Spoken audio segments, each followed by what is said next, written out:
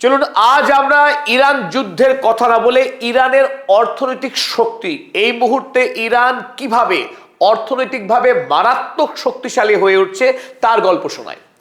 যুদ্ধের সময় যখন মধ্যপ্রাচ্যের আরব দেশগুলির তেল রপ্তানি হু হু করে কমছে, সেই প্রেক্ষাপটেই তাৎপর্যপূর্ণভাবে ইরানের তেল, পেট্রোকেমিক্যালস এবং রাসায়নিক সার বিক্রি অনেক গুণ বৃদ্ধি পেয়েছে এই যুদ্ধের সময়। ফলে ইরানের অর্থনৈতিক শক্তি যুদ্ধকালীন সময়েও ক্ষয় না হয়ে বরং ইরানের ইকোনমি আরো শক্তিশালী হচ্ছে। স্বাভাবিকভাবেই আমেরিকা এবং ইসরায়েলের বিরুদ্ধে ইরানের লড়াই আরো সুদীর্ঘ হবে এবং সেই লড়াইয়েও ইরানের অর্থনৈতিক ভিত কোনোভাবে দুর্বল হবে না। কারণ আমরা ইতিমধ্যেই জানি বিশ্ববাজারে তেলের দাম যখন এক লাফে প্রায় দ্বিগুণ হয়ে গেছে, এলপিজি এলএনজি গ্যাসের আকাল পড়ে গেছে গোটা বিশ্বব্যাপী। ফলে আমেরিকা যুক্তরাষ্ট্র ঠেলায় পড়ে রাশিয়ার উপরে তেল রপ্তানিতে যে স্যাংশন চাপিয়ে রেখেছিল সেই স্যাংশন তুলতে বাধ্য হয়েছে।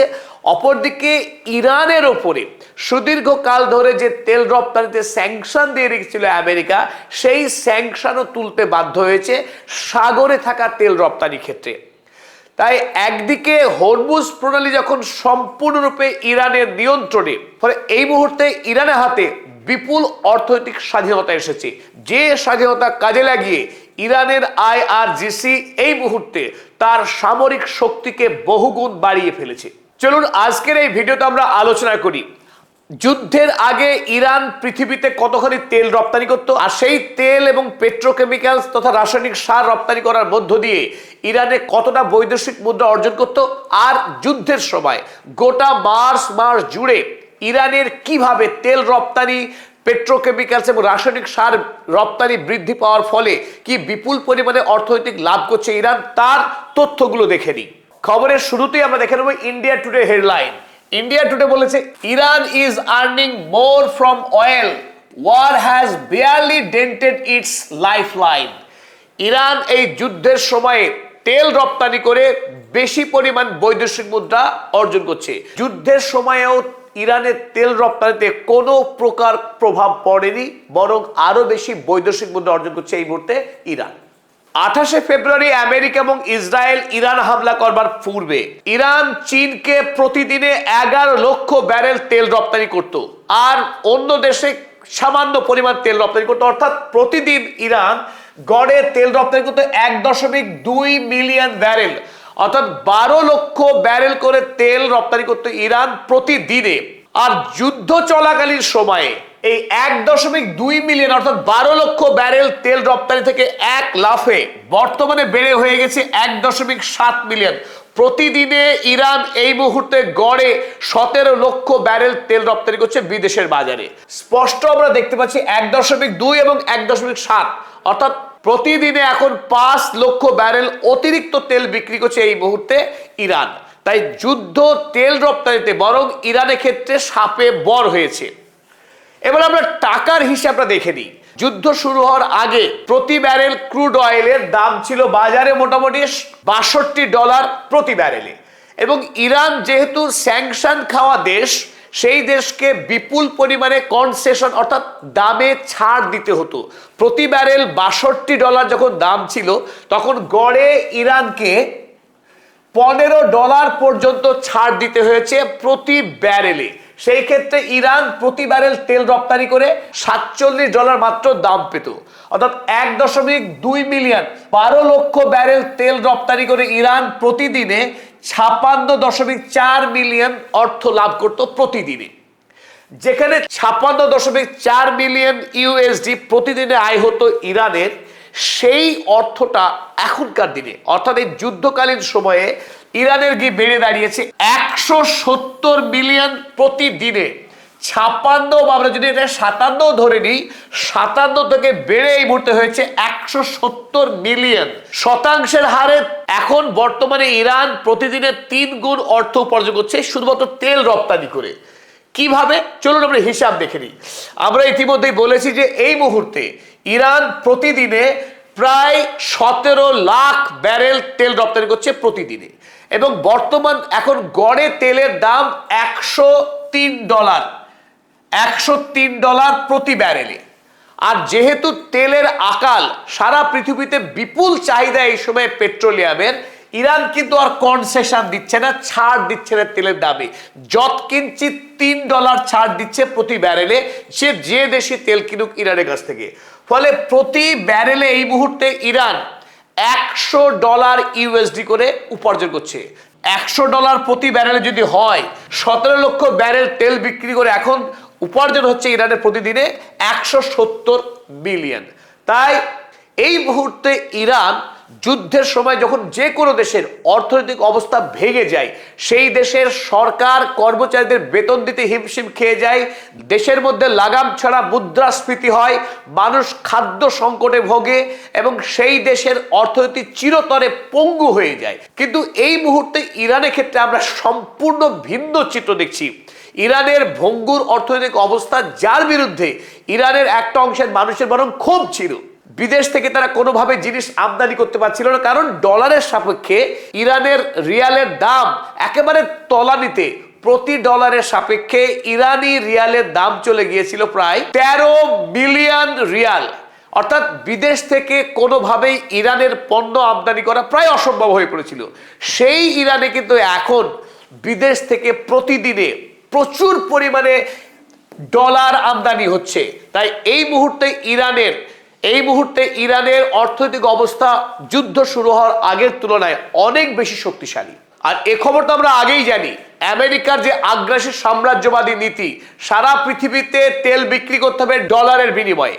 যে ডলারের বিনিময়ে তেল বিক্রি করতে রাজি হবে না, তার উপরে দেওয়া হবে স্যাংশন। রাশিয়ার সঙ্গে আমেরিকা যুক্তরাষ্ট্রের লড়াই সুদীর্ঘকালের এবং রাশিয়া বরাবরই আমেরিকার ডলারের বিরুদ্ধে তারা কিন্তু শক্ত অবস্থান নেওয়ার চেষ্টা করেছে। 2022 সালে রাশিয়া যখন ইউক্রেন হামলা করলো, ইউক্রেন যুদ্ধ যখন শুরু হয়ে গেল, সেই প্রেক্ষিতে আমেরিকা যুক্তরাষ্ট্র রাশিয়ার তেল রপ্তানির উপরে এক কড়া স্যাংশন জারি করে দেয়। কিন্তু এই মুহূর্তে যখন মধ্যপ্রাচ্যের তেল বিদেশের বাজারে যেতে পারছে না, হরমুজ প্রণালীকে ইরান কবজা করে বসে আছে, তখন বাধ্য হয়ে এই ডোনাল্ড ট্রাম্প তিনি রাশিয়ার উপরে চাপানো স্যাংশনকে লিফট করে দিলেন, তুলে দিলেন। ফলে এই মুহূর্তে রাশিয়া অবাধে বিশ্বের বাজারে তেল বিক্রি করছে। এমনকি ভারতবর্ষ রাশিয়ার কাছ থেকে তেল কিনতে পারবে না বলে মার্কিন যে নিষেধাজ্ঞা ছিল, সেই নিষেধাজ্ঞাও 30 দিনের জন্য প্রাথমিকভাবে তোলা হয়েছে। তাহলে ভারত সহ পৃথিবীর বড় অর্থনীতির দেশ যারা, তারা এখন রাশিয়ার কাছ থেকে তেল কিনছে। অপরদিকে আমেরিকার পয়লা শত্রু নাম্বার 1 অর্থাৎ ইরান, যে ইরানের প্রাকৃতিক খনিজ তেল এবং প্রাকৃতিক গ্যাসকে লুণ্ঠন করবার জন্য এই ইরানে হামলা চালানো হয়েছিল, সেই ইরানের উপরে স্বাভাবিকভাবে কড়া স্যাংশন ছিল বহুকালের। যুদ্ধের সময়ে সম্পূর্ণ বুমেরাং অবস্থা। এই ইরানের ওপর থেকে ডোনাল্ড ট্রাম্প স্যাংশন তুলতে বাধ্য হলেন, কারণ একটাই, কারণ পৃথিবীতে তেলের দাম যেভাবে বাড়ছে, ইরানের উপরেও যদি স্যাংশন থাকে তাহলে কিন্তু বিশ্বের মাঝে তেল পাওয়া দুষ্কর হয়ে যাবে। তাই ডোনাল্ড ট্রাম্প এখন কাটা গিলতে বাধ্য হলেন। সাগরে থাকা ইরানের তেল, অর্থাৎ যে সমস্ত জাহাজে ইরানের তেল বন্দী রয়েছে, বিক্রি করতে পারছে না, মানে আমেরিকার বক্তব্য, সেই সমস্ত তেল ইরান অনায়াসে বিক্রি করতে পারবে। সেই তেল বিক্রিতে আমেরিকার নিষেধাজ্ঞা থাকবে না। ইরানের বন্দর থেকে সরাসরি তেল বিক্রিতে নিষেধাজ্ঞা থাকলেও সমুদ্রে থাকা তেল অনায়াসে ইরান বিক্রি করতে পারবে, সেই নিষেধাজ্ঞা আমেরিকা যুক্তরাষ্ট্র তুলে নেয়। এর ফলে বিদেশের বাজারে ইরানের তেল বিক্রি করাতে আর সেরকম মার্কিন বাধা রইল না। ফলে তেল বিক্রির ক্ষেত্রে ইরান অবাধ স্বাধীনতা পেয়ে গেল এই যুদ্ধকালীন সময়ে। চলুন, এই ক্ষেত্রে ইরান একটা মাস্টার স্ট্রোক চেলে দিয়েছে। যেহেতু স্যাংশন তোলা হয়েছে কেবল যে সমস্ত ট্যাঙ্কার এই মুহূর্তে সমুদ্রে আছে, যার তেল এখনো ইরান বিক্রি করতে পারেনি, সেই ট্যাঙ্কার ভর্তি তেল ইরান বিক্রি করতে পারবে। এই ক্ষেত্রে ইরান একটা মজার কৌশল নিয়েছে, যে কৌশলের মাধ্যমে ইরান বাজিবাদ করছে এখন সারা পৃথিবীতে তেল বিক্রি করে। এই ক্ষেত্রে সব থেকে বড় ভূমিকা পালন করছে শ্যাডো ফ্লিট। এটাকে বর্তমানে সারা পৃথিবী যারা অর্থনীতিবিদ তারা বলছে ইরানের শ্যাডো ফ্লিট মাস্টার স্ট্রোক। তো শ্যাডো ফ্লিট কি? পৃথিবীতে যে সমস্ত জাহাজ এক দেশ থেকে অন্য দেশে তেল পরিবহনের ক্ষেত্রে যে সমস্ত জাহাজের উপরে নিষেধাজ্ঞা আছে, অর্থাৎ আমেরিকা যুক্তরাষ্ট্র এমনকি জাতিসংঘ যে সমস্ত জাহাজকে তেল পরিবহনের ক্ষেত্রে নিষেধাজ্ঞা চাপিয়ে রেখেছে, তেমন জাহাজ এই মুহূর্তে পৃথিবীতে আছে প্রায় 430 থেকে 450। এই জাহাজগুলো এতদিন আমেরিকার শত্রু রাষ্ট্র, আমেরিকার বিরোধী লবি রাষ্ট্র, ইরান, ভেনেজুয়েলা, রাশিয়া এই সমস্ত দেশগুলোর তেল তারা গোপন পথে বিশ্বের বাজারে বিক্রি করার কাজ করত। বর্তমানে রাশিয়াকে আমেরিকা স্যাংশন তুলে নিয়েছে, অর্থাৎ রাশিয়ার আর গোপনে তেল বিক্রি করার কোনো প্রয়োজন নেই। অন্যদিকে ভেনেজুয়েলা দেশকে ইতিমধ্যেই আমেরিকার নিয়ন্ত্রণে মার্কিন কোম্পানিগুলো এখন ভেনেজুয়েলার তেল রপ্তানি করছে। ফলে ভেনেজুয়েলা তার এই শ্যাডো ফ্লিটের কোনো দরকার নেই, অবৈধ জাহাজ ব্যবহার হচ্ছে না আর ভেনেজুয়েলাতে। আর কিছু ছোটখাটো দেশ, সিরিয়া, লিবিয়ার মতো দেশ অল্প স্বল্প কিছু দু একটা জাহাজ তারা ব্যবহার করে। তাহলে 430 থেকে 450 যে স্যাংশন প্রাপ্ত জাহাজ, যাদেরকে শ্যাডো ফ্লিট বলা হয়, সেই জাহাজের সবটাই এখন ব্যবহার করছে ইরান। গোটা পৃথিবীর যে সাগর, সেই সাগরে এই 450 শ্যাডো ফ্লিটকে নিরন্তর এখন ব্যবহার করছে। ইরান থেকে স্ট্রেট অফ হরমুজ হয়ে ঢুকে তেল নিয়ে সেই তেল পৃথিবীর বিভিন্ন বন্দরে বিভিন্ন দেশে তেল খালি করে চলে আসছে, আবার তেল নিয়ে যাচ্ছে।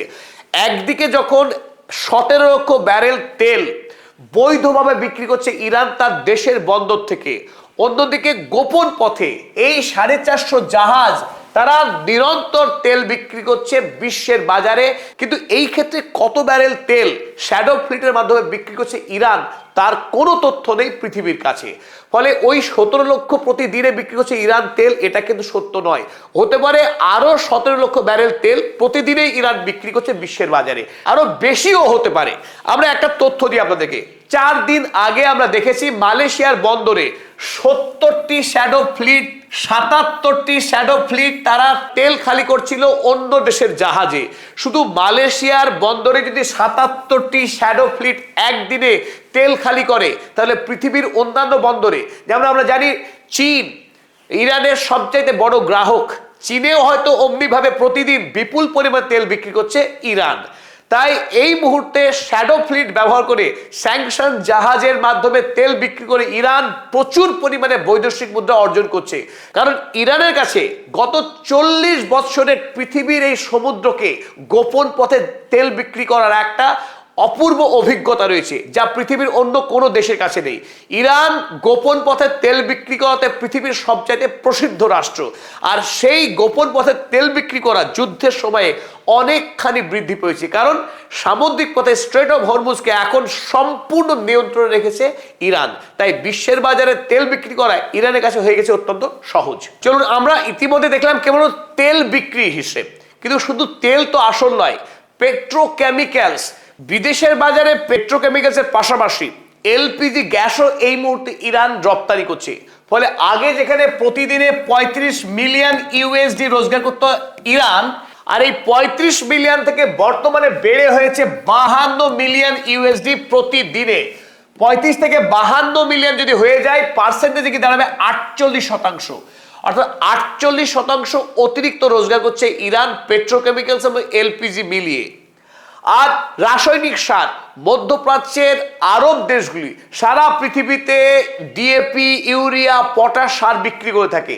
যুদ্ধকালীন সময় যখন মধ্যপ্রাচ্যের আরব রাষ্ট্রগুলি স্ট্রেট অফ হরমুজ ব্যবহার করতে ব্যর্থ, সেই ক্ষেত্রে ইরানের সার রপ্তানিও ব্যাপকভাবে বৃদ্ধি পেয়েছে। ইতিমধ্যেই যেটুকু তথ্য পাওয়া গেছে তাতে ইরানের বিদেশে সার রপ্তানি করে ইরানের 35% রোজগার ইতিমধ্যেই বৃদ্ধি পেয়েছে। স্বাভাবিকভাবে পেট্রোলিয়াম, পেট্রোকেমিক্যালস, এলপিজি এবং রাসায়নিক সার সব মিলিয়ে ইরান এই মুহূর্তে যুদ্ধ শুরু হওয়ার আগের তুলনায় এই মুহূর্তে অন্তত 5 গুণ বেশি রোজগার করছে যুদ্ধ শুরু হওয়ার পর। ফলে ইরানের অর্থনীতি ভেঙে পড়ার সম্ভাবনা একেবারেই নেই, বরং আগামী দিনে ইরান যে সুপার পাওয়ার হবে তার একটা প্রাক ভিত্তি স্থাপন হয়ে গেল যুদ্ধের মুহূর্তেই। আমেরিকা এই যুদ্ধে পরাস্ত হবে নিশ্চিত। স্ট্রেট অফ হরমুজ আগামী দিনে সম্পূর্ণরূপে ইরানের নিয়ন্ত্রণে যাবে, তারই সম্ভাবনা ফুটে উঠছে প্রতিদিন একটু একটু করে।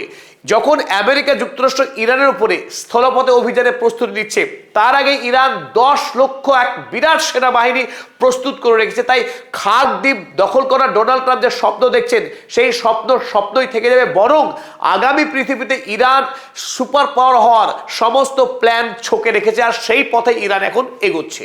এতক্ষণ পর্যন্ত আপনাদের সঙ্গে ছিলাম আমি অধ্যাপক আব্দুল হালিম। যারা পদাতিক চ্যানেল এখনো সাবস্ক্রাইব করেননি, তাদেরকে আরো একবার বলছি, আপনারা আমাদের চ্যানেল সাবস্ক্রাইব করুন, সঙ্গে থাকুন, উৎসাহিত করুন।